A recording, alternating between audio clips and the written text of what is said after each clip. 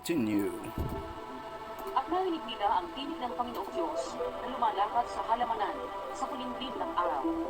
At nagtago ang lalaki at ang kanyang asawa sa harapan ng Panginoong Diyos sa pagitan ng mga punong kahoy sa halamanan. Uy, ano to, hide and seek? Nagtago pa si Ma'am and Sir. Omniscient and omnipresent si Sky Daddy. Kahit saan ka man magpunta, matatagpuan ka niya at makikita ka niya. Alam at nakikita niya lahat. Pwera lang ang mga biktima ng rape, pang-aabuso, gera, pagpatay, sex trafficking, infanticide, kidnapping, serious illegal detention sa mga tao at mga inosenteng bata. Kasi mapagmahal si God, walang hanggang pagmamahal. Fraudster nga lang, gaya lang ng mga ministro, pari at pastor. Pagdadasal ka, sasabihing magdasal ka para sa iyong pangangailangan. Pero ang pangangailangan nila, itatapat nila ang supot, basket o sobre at hihingi sa iyo. Lagi nilang kailangan ng pera. Walang tanggihan. Sigurado, 110%.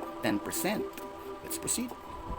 At tinawag ng Panginoong Diyos ang lalaki at sa kanya'y sinabi, "Saan ka naroon?" Wow, parang naligaw ang Sky Daddy sa Mall of Asia. Si Boss Amo naman, omniscient siya, omnipresent, all-knowing. Alam niya lahat, pero nagtatanga-tangahan siya. The absurdity of the story is on another level. Let me explain. Baka hindi pa siya nakakapag-training ng powers niya ng omniscient and omnipresent.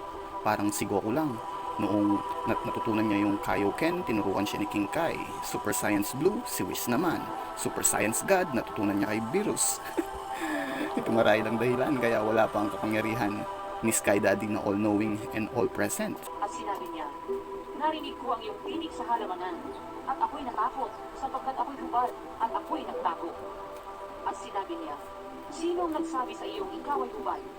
Nakakain ka ba ng bunga ng punong kahoy na Talaga naman. Naku po, parang may free-floating anxiety si Adan.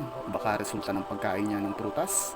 Pero wala pa akong nakitang demonstration ng any divine knowledge.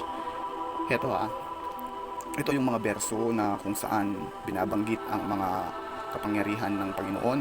Una yung omnipotence o all-powerful. Makikita yan sa Luke 1:37. Omniscient o all-knowing na mababasa sa Psalm 147:5.